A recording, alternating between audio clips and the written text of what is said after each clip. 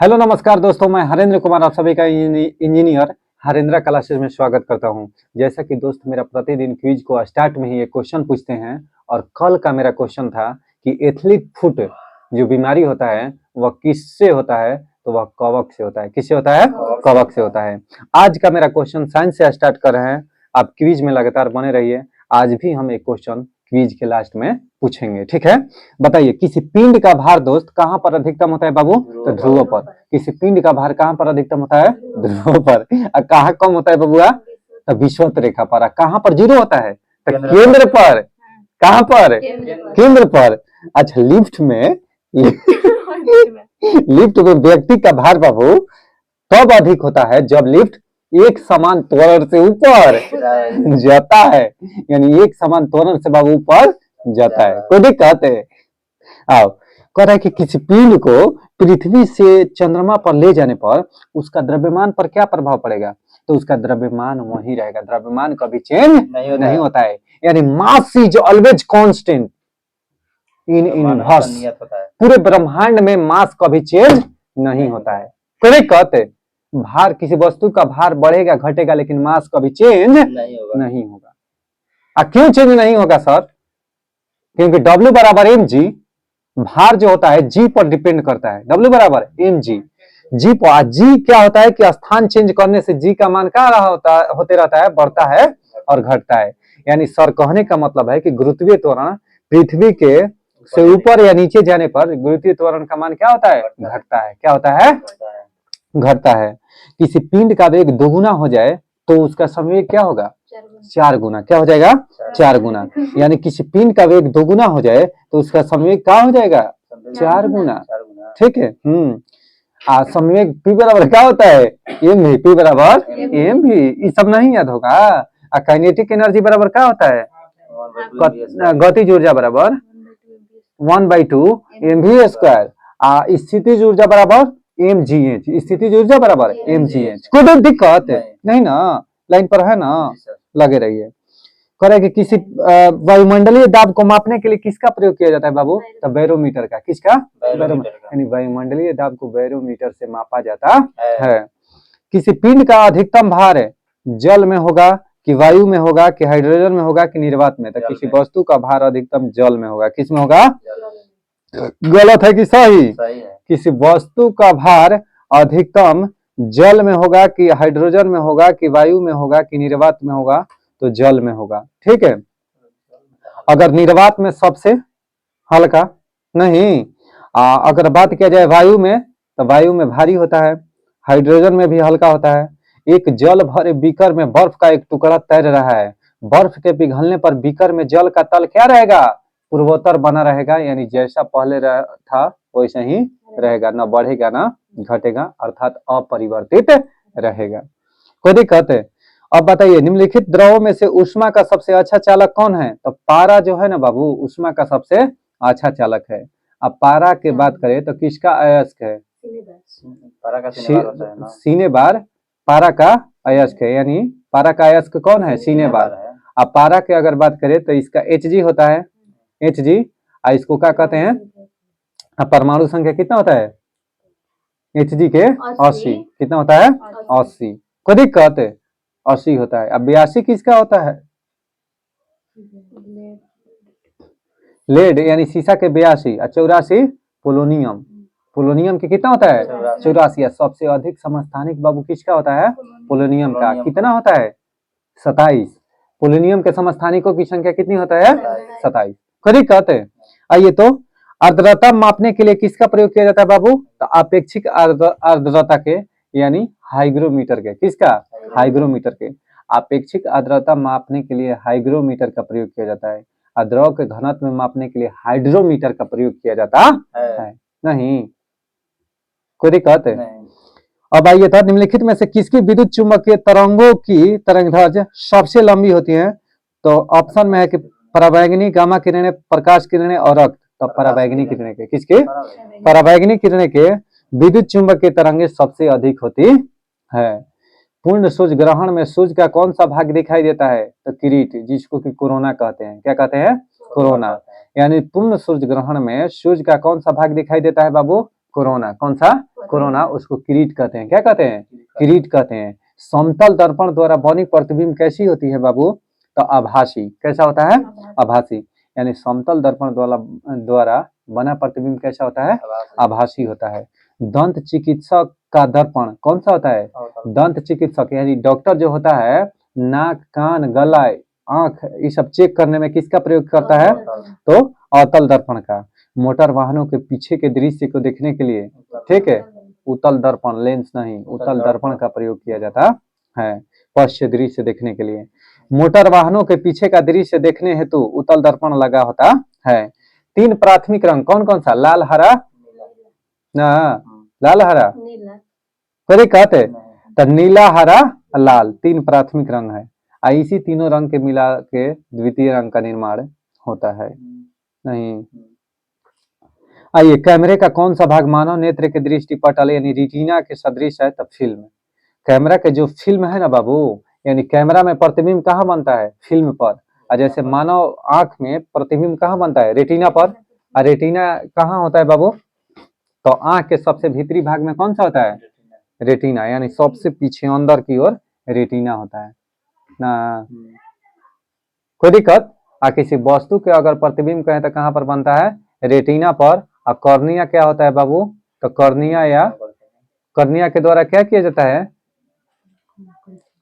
वस्तु को देखा जाता है कॉर्निया से सिलियरी मांसपेशियां, ठीक है, सिलियरी मांसपेशिया को क्या करता है? नियंत्रित करता है। सब बढ़ाता घटाता रहता है फोकस दूरी पर। आधार नेत्रदान में कॉर्निया ही दिया जाता है। कितने घंटा? तो 12 घंटा से पहले, ठीक है, 12 घंटा के अंदर तुमको, ठीक है, दिया जाता है। मरने के 4 से 6 घंटा, तो 4 से 6 घंटा, ठीक है। कोई दिक्कत है? कोई डाउट? कोई बात नहीं दोस्त। 4 से 6 घंटा। बताइए, ध्यान से सुनिएगा। पुरुषों की अपेक्षा स्त्रियों के स्वर के तीक्ष्ण होने का कारण क्या है? तो उसकी उच्च आवृत्ति, उसकी उच्च, यानी पुरुषों की अपेक्षा स्त्रियों के स्वर तीक्ष्ण होता है। क्या होता है? तीक्ष्ण होता है। यानी पुरुष की अपेक्षा दोस्त स्त्री के जो आकृति होती है ना, वह तीक्ष्ण होती है। कैसी होती है? तीक्ष्ण होती है। उसका कारण क्या है सर, जानते हैं? उसका कारण यह है कि उसकी आवृत्ति जो होती है लेडीज का, यानी औरत का, वह क्या होती है? अधिक होती है। इसीलिए उस सबके कान में बहुत तेज आवाज लगता है। समझ में आ गया ना? तारा तो पिच भी उसका कमाल होता है। पिच भी अधिक रहेगा तो उस सबका आवाज तीक्ष्ण करता है, पतला, ठीक है। कोई दिक्कत? आइए, करे कि पुरुषों की अपेक्षा ये तो हो गया। ध्वनि का अधिकतम वेग इस्पात में होता है। किसमें? या ठोस में ध्वनि का वेग सबसे अधिक होता है, उसके बाद द्रव में, और उसके सबसे कम गैस में। खुद ही कहता है निर्वात में तो बिल्कुल ध्वनि सुनाई ही नहीं देगी, क्योंकि निर्वात में वायुमंडल नहीं होता है। अगर चंद्रमा पर एक व्यक्ति है, वहां बम फटा, तो कितने सेकंड बाद है? अगर मान लो 10 किलोमीटर दूरी पर है, 10 किलोमीटर दूरी पर है चंद्रमा के सतह पर कोई व्यक्ति, और वहां बम फटा, तो उसको कितने देर बाद सुनाई देगा? बताओ, कितना देर बाद सुनाई नहीं देगा? वहां मंडल नहीं। तो हाँ, अभी ठीक है, अभी बोल रहा था 10 मिनट। यानी दोस्त कहने का मतलब, मेरा भाई जो भी वीडियो देख रहे हैं, चंद्रमा पर बम फटेगा तो आवाज ना आई, ठीक ना लोग? काहे ना आई भाई? काहे कि वहां पर बम फटेगा। तो देखिए, अगर चंद्रमा पर वायुमंडल नहीं पाया जाता है, इसीलिए दोस्त वहां पर बम विस्फोट करेगा ना आपसे 10 किलोमीटर दूर भी, तो आपको सुनाई देने वाला नहीं है। ऐसा मत सोचिएगा कि मार खा जाएगा कि 10 सेकंड 10 मिनट, ऐसा गलती मत कीजिएगा मेरे दोस्त, क्योंकि वायुमंडल नहीं रहने पर ध्वनि का वेग, यानी निर्वात में ध्वनि गमन नहीं कर सकती है, अर्थात सर बिना वायुमंडल के माध्यम के ध्वनि गमन नहीं करती है। बात समझ में है क्या ना? आइए, कह कि माक संख्या, मैक संख्या को माक संख्या लिखा है। मैक संख्या दोस्त का संबंध किससे है? तो वायुयान के वेग से, वायुयान के वेग से। यानी इसके द्वारा क्या किया जाता है कि वायुयान के वेग को मापा जाता है, एरोप्लेन के वेग को मापा जाता है। किससे? तो मैक संख्या से, वायुयान। ध्वनि का अधिकतम वेग किसमें होता है? इस्पात में। किसमें? इस्पात में। कोई दिक्कत? यांत्रिक ऊर्जा को विद्युत ऊर्जा में परिवर्तित करने के लिए कौन सी युक्ति प्रयोग किया जाता है? यांत्रिक को विद्युत में, बताओ कौन से जी? तो डायनेमो, कौन सा? डायनेमो या यांत्रिक ऊर्जा को विद्युत ऊर्जा में। समझ में आ गया कि नहीं? अरे पकड़ो क्वेश्चन से उसमें धके आंसर लपेट दो। हाँ, यानी यांत्रिक ऊर्जा को विद्युत ऊर्जा में कौन बदलता है? विद्युत ऊर्जा को यांत्रिक में विद्युत मोटर ना। एक मारो जी, ठीक है। यानी या जो डायनेमो होता है ना, वह यांत्रिक ऊर्जा को किस में बदलता है? विद्युत ऊर्जा में। जो मोटर होता है ना, वह विद्युत ऊर्जा को यांत्रिक ऊर्जा में बदलता है। तुम कह रही हो कि हाँ, क्या हम विद्युत को यांत्रिक में कहे हैं, विद्युत मोटर से विद्युत को यांत्रिक में ना, आप ही बोले हैं कि विद्युत को यांत्रिक में ना, ठीक है। वो आप बोलते हैं कि हाँ भैया ये विद्युत मोटर जो है विद्युत ऊर्जा को यांत्रिक ऊर्जा में, ठीक है। क्योंकि उसमें हम इलेक्ट्रिसिटी देते हैं, हमको क्या देता है? मैकेनिकली देता है, ठीक है, कोई दिक्कत? अब ध्यान से देखिए, अगला क्वेश्चन पूछता है कि एक जनरेटर किस में? तो जनरेटर मैकेनिकल एनर्जी को किस में कन्वर्ट करता है? इलेक्ट्रिकल एनर्जी में। यानी यांत्रिक ऊर्जा को विद्युत ऊर्जा में बदलता है। डायनेमो और जनरेटर एक ही है, समझ गए बात? अब मोटर अलग है, कोई दिक्कत है? आइए, लाउड स्पीकर में ऊर्जा परिवर्तन होता है तो विद्युत ऊर्जा से यांत्रिक ऊर्जा में, यांत्रिक के पश्चात ध्वनि ऊर्जा में। यानी विद्युत में क्या होता है ना कि लाउड स्पीकर क्या करता है कि विद्युत ऊर्जा को ध्वनि ऊर्जा में कन्वर्ट करता है। हेलो हेलो चेक नहीं ड्रामा में बोलते हैं माइक में, तो क्या करता है? लाइट दिलाता है तो उसमें क्या होता है कि वह विद्युत ऊर्जा को किस में कन्वर्ट कर देता है? यानी नहीं, ध्वनि ऊर्जा में। किसमें? ध्वनि ऊर्जा में। ऐसे देखिएगा तो विद्युत ऊर्जा से यांत्रिक ऊर्जा में कन्वर्ट होगा, तब जाकर ध्वनि ऊर्जा में कन्वर्ट होता है।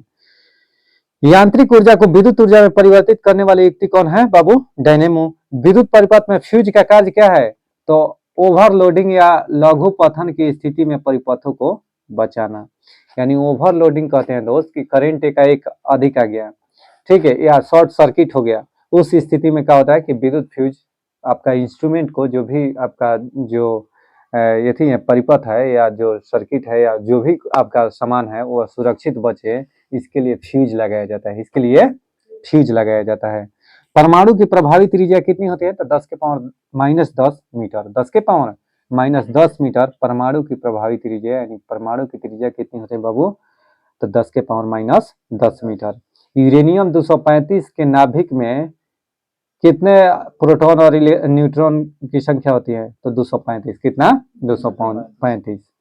परमाणु में नाभिक परिवर्तनों के फलस्वरूप तरंग किरणें कौन सी हैं? तो गामा किरणें। कौन सी?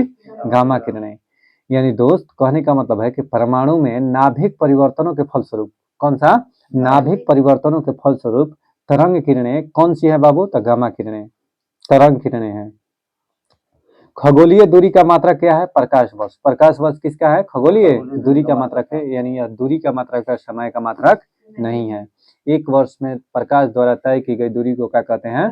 प्रकाश वर्ष कहते हैं। प्रकाश वर्ष से किसी खगोलीय पिंडों के बीच की दूरी को मापा जाता है। और दूरी मापने की सबसे बड़ी इकाई कौन सी है? पारसेक है। ओके, चलिए, खगोलीय दूरी का मात्रक बाबू प्रकाश वर्ष। सूर्य के अलावा पृथ्वी के निकटतम तारे से प्रकाश को पृथ्वी तक आने में कितना समय लगता है? तो 4.2 वर्ष। 4.2 वर्ष। कहने का मतलब बाबू है कि सूर्य के अलावा पृथ्वी के निकटतम जो तारे हैं ना, सूर्य के अलावा पृथ्वी के जो निकटतम तारे हैं, उससे प्रकाश को पृथ्वी तक आने में लगने वाला समय, ये गलती दे रहा है बाबू, 4.2 सेकेंड होगा। 4.2 सेकेंड होना चाहिए, ठीक है, जबकि दिया है कितना? 4.2 वर्ष। ये गलत दिया है, 4.2 सेकेंड होगा। समुद्र में डूबी वस्तुओं का पता लगाने हेतु किसका उपकरण का प्रयोग किया जाता है? तो सोनार का। किसका? सोनार का। सोनार के बात करें कि फुल फॉर्म क्या होता है? तो sound navigation and ranging. Sound navigation and ranging sonar का फुल फॉर्म होता है, ठीक है। निम्नलिखित में से कौन सा पदार्थ भारी मशीनों में स्नेहक के रूप में प्रयोग किया जाता है? तो ग्रेफाइट। कौन सा? ग्रेफाइट। ग्रेफाइट का प्रयोग किसमें होता है दोस्त? तो स्नेहक के रूप में। किसमें? स्नेहक के रूप में ग्रेफाइट का प्रयोग किया जाता है। ऑटो वाहनों में हाइड्रोलिक ब्रेक, यानी जो भी ऑटोमोबाइल होता है ना, ऑटो वाहन है, उसमें हाइड्रोलिक ब्रेक जो लगा होता है वह किस सिद्धांत पर कार्य करता है? तो पास्कल के सिद्धांत पर। किस पर? पास्कल के सिद्धांत पर। डॉक्टरों द्वारा रोगी व्यक्ति के पेट की आंतरिक परीक्षा हेतु प्रयुक्त एंडोस्कोप प्रकाश के पूर्ण आंतरिक परावर्तन पर कार्य करता है। यानी जो एंडोस्कोप डॉक्टर चेक करते हैं ना ऊपर से लगाकर पेट में कि क्या चीज है अंदर, तो उसको एंडोस्कोप होता है। वह एंडोस्कोप जो है ना प्रकाश के पूर्ण आंतरिक परिवर्तन पर कार्य करता है। किस पर कार्य करता है? हाँ, यानी एंडोस्कोप जो है दोस्त वह प्रकाश के पूर्ण आंतरिक परिवर्तन पर कार्य करता है। इस एसी सॉरी एसी को डीसी में परिवर्तित करने के लिए यानी प्रत्यावर्ती धारा को दिष्ट धारा में परिवर्तित करने के लिए, ठीक है, कौन सा उपकरण का उपयोग किया जाता है? तो रेक्टिफायर का। किसका? रेक्टिफायर का। अगर डीसी को एसी में कन्वर्ट करना होगा तब किसका प्रयोग कीजिएगा? इन्वर्टर का। किसका? इन्वर्टर। इन्वर्टर का प्रयोग डीसी को एसी में कन्वर्ट करने के लिए किया जाता है। डीसी को एसी में, एसी को अगर डीसी में करना होगा तो रेक्टिफायर का। किसका? ना। ठीक। अब देखिए प्रकाश के वेग की तुलना में रेडियो तरंगों का वेग क्या होगा? तो एक समान, यानी रेडियो तरंग और प्रकाश का वेग क्या होता है बाबू? एक समान होता है। निम्नलिखित में से कौन सा जोड़ा कण प्रतिकण है? यानी इलेक्ट्रॉन और पॉजिट्रॉन क्या है? एक कण और दूसरा प्रतिकण है। यानी कहने का मतलब बबुआ कि इलेक्ट्रॉन का प्रतिकण कौन है? प्रतिकण पॉजिट्रॉन है। कौन है? पॉजिट्रॉन। अब पॉजिट्रॉन की खोज कहेगा कि कौन किए थे? तो एंडरसन ने। किसने? एंडरसन ने। ठीक। बिग बैंग थ्योरी किस सिद्धांत पर कार्य करता है? बिग बैंग थ्योरी एफ George Lemaitre big bang theory दिए थे। यह किस सिद्धांत पर कार्य करता है? तो डॉपलर प्रभाव पर। किस पर? डॉपलर प्रभाव पर।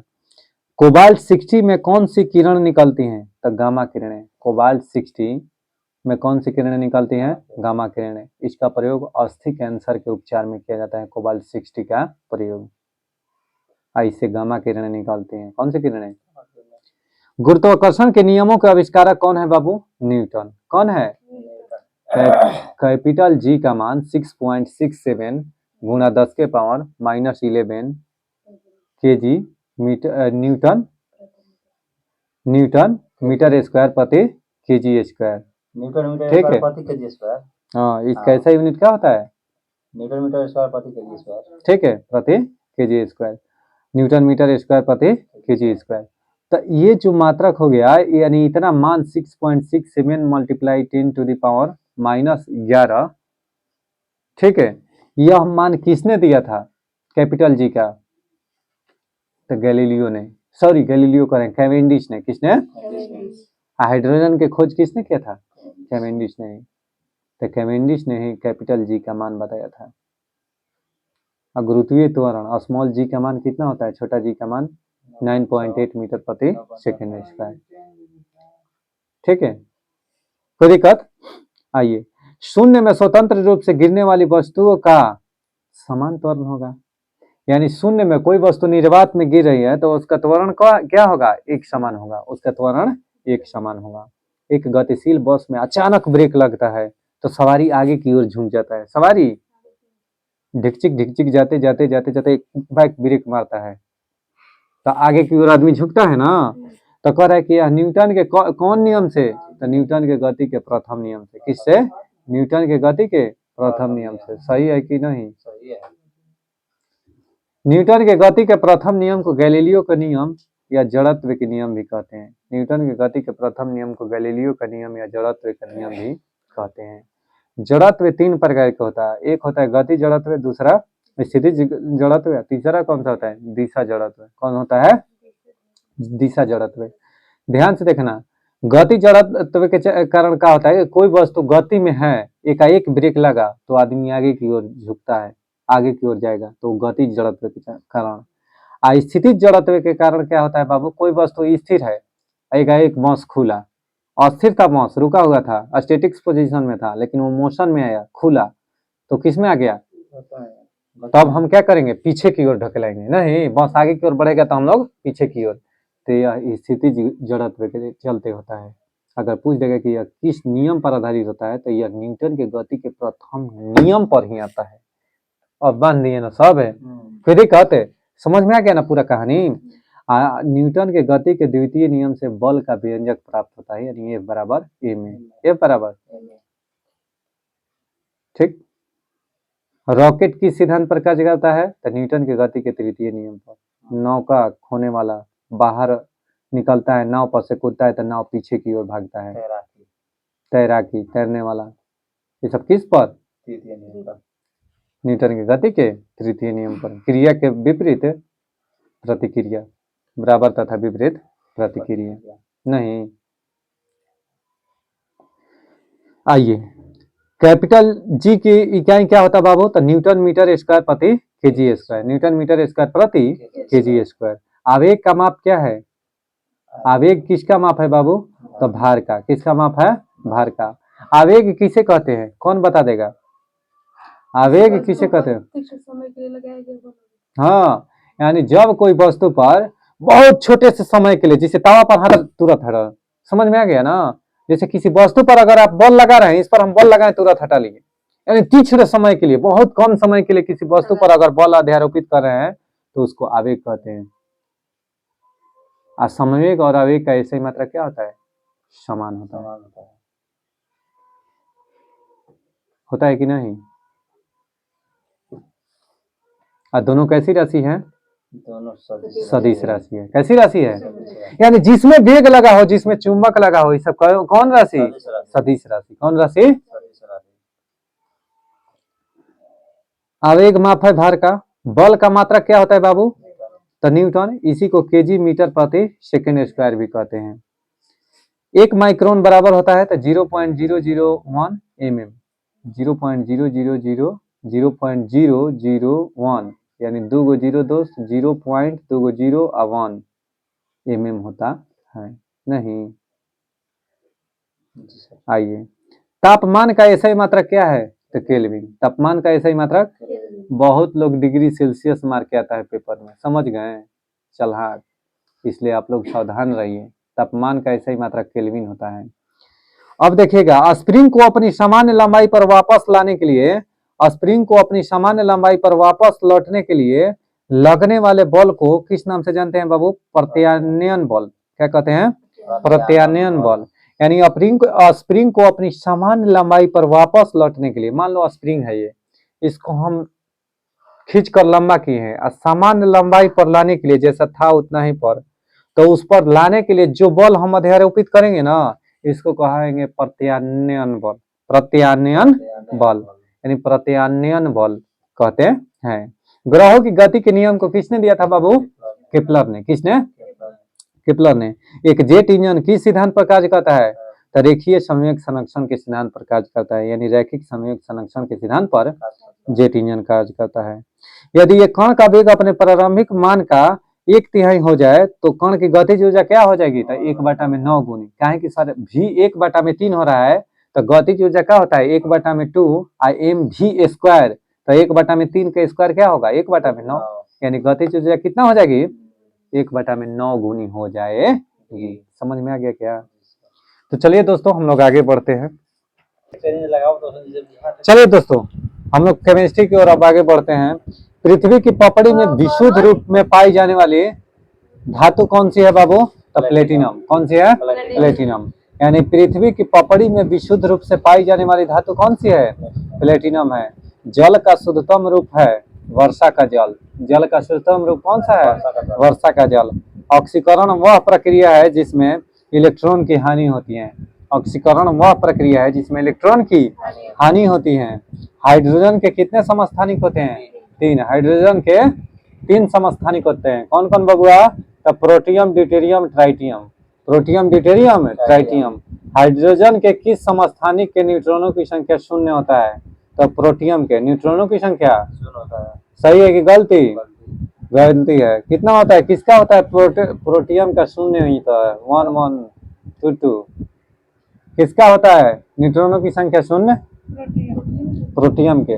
और ड्यूटेरियम के न्यूट्रॉनों की संख्या कितना होता है? 1। और ट्राइटियम के 2। सही कहते हैं।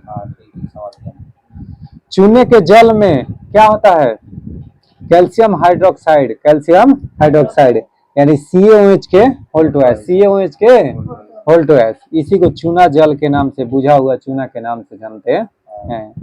लोहे की वस्तुओं में जंग क्या बनने से लग जाती है? तो फेरस और फेरिक हाइड्रोक्साइड का मिश्रण। यानी फेरस और फेरिक हाइड्रोक्साइड का मिश्रण अगर बन जाएगा ना तो उससे लोहे की वस्तुओं में जंग लग जाती है। कह कि रासायनिक तौर पर हीरा क्या है बाबू, तो शुद्ध कार्बन है। हीरा क्या है, शुद्ध कार्बन है, या उसी को शुद्ध तत्व कहते हैं, शुद्ध तत्व कहते हैं। हीरा क्या है, एक तत्व भी है, याद रखना। और तत्व किसे कहते हैं, तो एक ही प्रकार के परमाणुओं से मिलकर बने यौगिक को क्या कहते हैं, बने पदार्थ को क्या कहते हैं, तत्व कहते हैं। गैस से रासायनिक तौर पर हीरा हो गया, शुद्ध कार्बन है। गैस एजेंसियों के द्वारा दिए जाने वाले सिलेंडरों में रसोई गैस का प्रयोग किया जाता है। तो वह रसोई गैस क्या होता है, ठोस होता है कि द्रव होता है कि गैस होता है, तो वह रसोई गैस द्रव होता है। कौन होता है, यानी उसमें दोस्त रसोई गैस जो आप गैस जलाते हैं ना, उसमें एलपीजी होता है, उसका फुल फॉर्म होता है लिक्विफाइड पेट्रोलियम गैस। उसमें क्या होता है कि द्रवीय अवस्था में गैस रहता है। किस अवस्था में, द्रवीय अवस्था में। और गैस कब द्रव में बदल जाता है, उच्च दाब पर जब उसमें भरा जाता है ना सिलेंडर के अंतर्गत, तो वह गैस जो है द्रव में बदल जाता है। ऐसे भी उच्च दाब पर द्रव में बदला जाता है, किसको, गैस को। उच्च दाब पर गैस को द्रव में बदला जा सकता है। ठीक है, आइए। कह रहा है कि रसोई गैस किसका मिश्रण है बाबू, तो ब्यूटेन और प्रोपेन का। किसका, ब्यूटेन और प्रोपेन का। बिजली के बल्ब के अंदर कौन सी गैस होती है, तो नाइट्रोजन। कौन सी गैस होती है, और आर्गन का भी प्रयोग किया जाता है, नहीं कि नहीं, आर्गन का भी प्रयोग किया जाता है। या मरकरी में आर्गन और किसका प्रयोग किया जाता है, आर्गन और मरकरी का प्रयोग किया जाता है, पारा का प्रयोग। मरकरी जो होता है ना, ट्यूबलाइट में मरकरी यानी पारा और आर्गन का प्रयोग किया जाता है। परम शून्य ताप क्या है दोस्त, तो सैद्धांतिक रूप से न्यूनतम संभव तापमान को परम शून्य ताप कहते हैं। परम शून्य ताप -273.15 डिग्री सेल्सियस को क्या कहते हैं, परम शून्य ताप। यानी अब इससे नीचे ताप नहीं हो सकता है, तो कहते यही परम शून्य ताप होता है। यानी किसी वस्तु का ताप इससे नीचे नहीं हो सकता है, -273.15 डिग्री सेल्सियस से। अब आप जितना उसको ठंडा कर दो। वातावरण में सर्वाधिक मात्रा में पाई जाने वाली गैस कौन सी है, तो नाइट्रोजन। वायुमंडल में नाइट्रोजन सबसे अधिक मात्रा में पाई जाती है। 78% नाइट्रोजन होता है, 21% ऑक्सीजन होता है, 0.003% का होता है CO2 होता है, यानी कार्बन डाइऑक्साइड होता है। 0.000005 होता है कौन, हाइड्रोजन। और 0.01001 होता है कौन सा, आर्गन। दिक्कत है, सब याद हो गया, ठीक। वातावरण में सर्वाधिक मात्रा में पाई जाने वाली गैस कौन सी है, नाइट्रोजन। लोहे के पाइपों को संरक्षण से बचाने के लिए उसके ऊपर जस्ते की परत चढ़ाई जाती है। इसे क्या कहते हैं, इसे गैल्वेनाइजेशन कहते हैं, हिंदी में जस्तीकरण कहते हैं। हिंदी में क्या कहते हैं, जस्तीकरण कहते हैं। पशुओं के हड्डियों तथा दांतों में मुख्य रासायनिक पदार्थ कौन सा होता है, तो कैल्शियम फास्फेट होता है।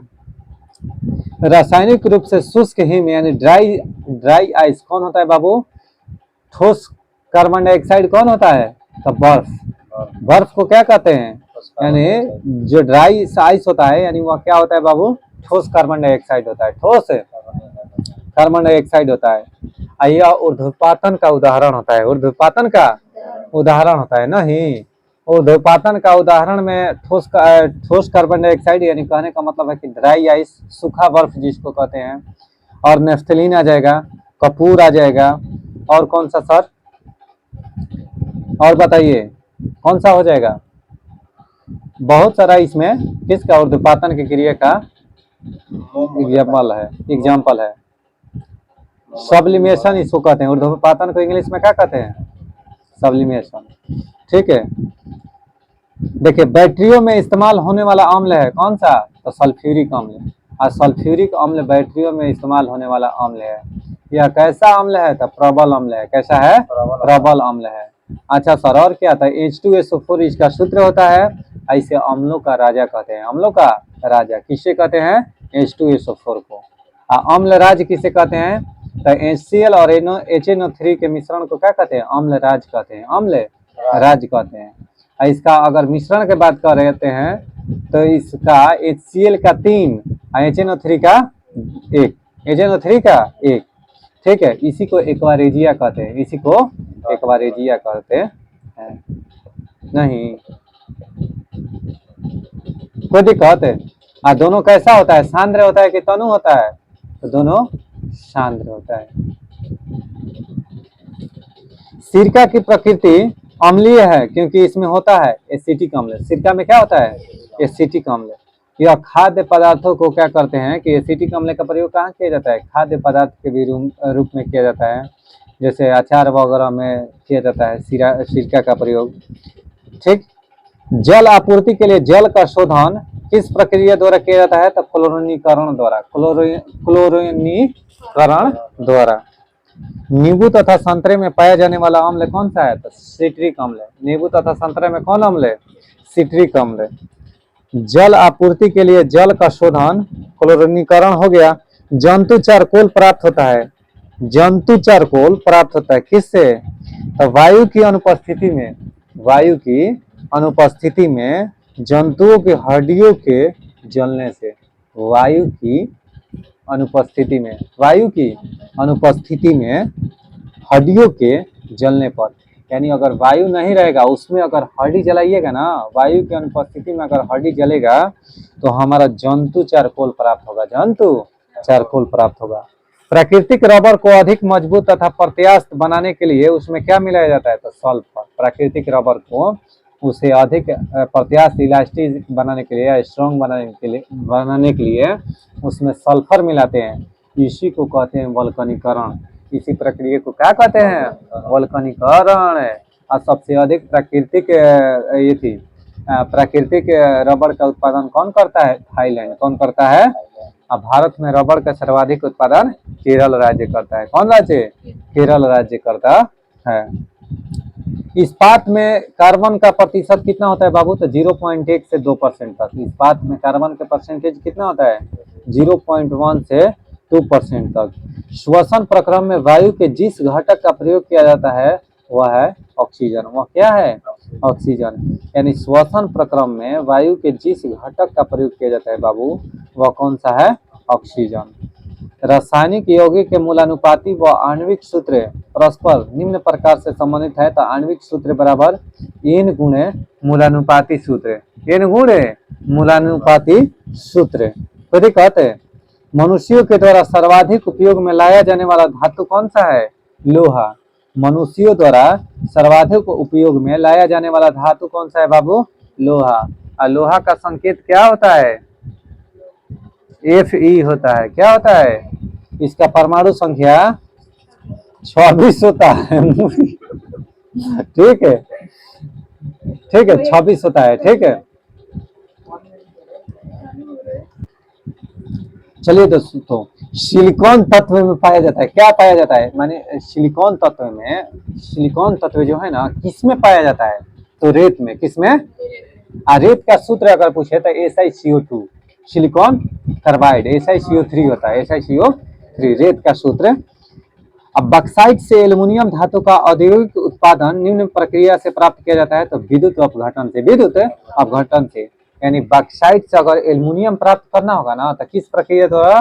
तो विद्युत अपघटन प्रक्रिया द्वारा प्राप्त किया जाता है, याद रखना।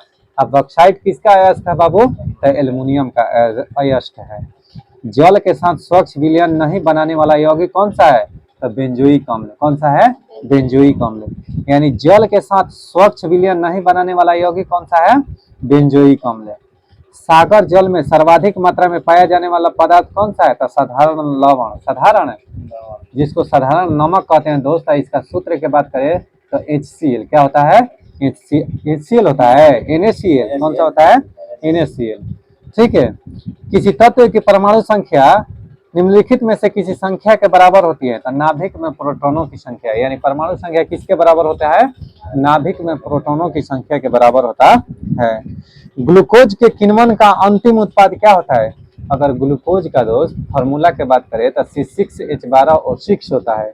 अगर इसका किण्वन किया जाएगा तो यह किसमें अंतिम उत्पाद क्या बनेगा? तो CO2 तथा H2O। CO2 यानी कार्बन डाइऑक्साइड और जल की प्राप्ति होगी। व्यापारिक तौर पर अमोनिया का उत्पादन आवश्यक है। व्यापारिक तौर पर अमोनिया का उत्पादन आवश्यक है क्योंकि यह निम्नलिखित में काम आता है। तो उर्वरक बनाने में अमोनिया किस में प्रयोग किया जाता है? उर्वरक बनाने में। किसमें? उर्वरक बनाने में। हम कहेंगे फ्लोरा बनाने में कर रहे हो, ठीक है, यानी उर्वरक बनाने में प्रयोग किया जाता है। लोहे के उत्पादन के लिए जिस कौची वस्तु का इस्तेमाल किया जाता है उसे क्या नाम से जानते हैं? कोक। उसे किस नाम से जानते हैं? कोक। यानी लोहे के उत्पादन के लिए जिस कौची वस्तु का इस्तेमाल किया जाता है उसे क्या कहते हैं? कोक कहते हैं। पर्यावरण प्रदूषण करने वाली गैस कौन सी है? तो सल्फर डाइऑक्साइड SO2 पर्यावरण प्रदूषण करने वाली गैस है। SO2 के कारण ही अम्ल वर्षा होता है। अम्ल वर्षा होता है। अगर वायुमंडल में SO2 की अधिक मात्रा होगा ना तो ये भी अम्ल वर्षा के लिए जिम्मेवार है। हीरा उसी एक तत्व से बना है जिससे बना है ग्रेनाइट। जिससे ग्रेनाइट बना है। हाँ जी, ये भी कठोर पदार्थ होता है ग्रेनाइट। सल्फ्यूरिक अम्ल के अधिक उत्पादन में काम आने वाली दो गैसें कौन सी है? तो सल्फर डाइऑक्साइड और ऑक्सीजन। यानी सल्फ्यूरिक अम्ल के औद्योगिक उत्पादन में काम आने वाली दो गैसें हैं। कौन कौन सा बाबू? तो सल्फर डाइऑक्साइड यानी SO2 और ऑक्सीजन O2। किस प्रक्रम से समुद्र जल से सामान्य लवण प्राप्त किया जाता है? तो वाष्पीकरण। वाष्पीकरण विधि द्वारा समुद्र जल से नमक प्राप्त किया जाता है। किस प्रक्रम द्वारा कच्चे तेल से गैसोलीन प्राप्त किया जाता है? तो प्रभाजी आसवन द्वारा। यानी जितना तेल का शोधन होता है ये अपना जान जाओ कि सब प्रभाजी आसवन विधि द्वारा। किस विधि द्वारा? प्रभाजी आसवन विधि द्वारा। कपड़े के धोने वाला सोडा क्या है? एक जलयोजित सोडियम कार्बोनेट। जलयोजित सोडियम कार्बोनेट यानी धोवन सोडा को इंग्लिश में वॉशिंग सोडा कहते हैं। इसका अगर बात करें कि सूत्र क्या होता है तो Na2CO3 × 10H2O। इसमें जल के कितने अणु होता है बाबू? 10 अणु होता है। ठीक। कठोर जल साबुन के साथ अच्छी तरह से झाग नहीं बनाता है क्योंकि इसमें कैल्शियम तथा मैग्नीशियम के कार्बोनेट होता है। यानी कठोर जल साबुन के साथ अच्छी तरह से झाग नहीं बनाता है क्योंकि कैल्शियम तथा मैग्नीशियम के कार्बोनेट होते हैं, इसलिए अच्छी झाग नहीं बनाता है। यही क्लोराइड रहता ना, सोडियम तथा मैग्नीशियम के क्लोराइड, तो वह अच्छी तरह से झाग बनाता है। बात समझ में आ गया कि नहीं? कार्बोनेट कठोर होता है कठोर सर होगा ना तो याद रखना कि झाग नहीं बनाएगा और वह कौन सा साबुन होगा? कठोर साबुन होगा ना। बेकिंग सोडा का रासायनिक नाम कौन सा है बाबू? तो सोडियम बाइकार्बोनेट। Sodium bicarbonate. कोई दिक्कत? बाइकार्बोनेट यानी सोडियम बाइकार्बोनेट बेकिंग सोडा, इसको खाने वाला सोडा के नाम से जानते हैं। और इसका सूत्र क्या होता है? तो NaHCO3। तो ठीक है दोस्त, यहीं पर हम क्विज को समाप्त करते हैं। क्विज को समाप्त करने से पहले आपसे एक क्वेश्चन पूछते हैं कि बताइए वह कौन सा ऐसा इंस्ट्रूमेंट है, यानी कौन सा, किसके द्वारा AC को DC में बदला जाता है? AC को DC में बदला जाता है। ठीक है। दूसरा क्वेश्चन है कि कौन सा ऐसा इंस्ट्रूमेंट है, यानी किसके द्वारा बाबू हम क्या करते हैं? DC को AC में बदलते हैं। दोनों का आंसर आप कमेंट बॉक्स में रिप्लाई कीजिएगा। हम आपके कमेंट का जरूर इंतजार करेंगे। और इतना ही पर क्विज को समाप्त करते हैं। तब तक के लिए बाय बाय, टेक केयर। यूं ही वीडियो को देखते रहिए, दुलार प्यार बरसाते रहिए। और अगर यह वीडियो आपको अच्छा लगे तो कृपया करके लाइक, शेयर और सब्सक्राइब करना ना भूले दोस्त। कम से कम कंजूसी काहे करते हैं? जो भी आपके दोस्त हैं, जो भी ग्रुप है उसमें सेंड कर दीजिए दोस्त। और सब लोग पढ़ें, सब लोग हम लोग मिलकर। इतना ही कर इस क्विज को समाप्त करते हैं। तब तक के लिए जय हिंद, जय भारत।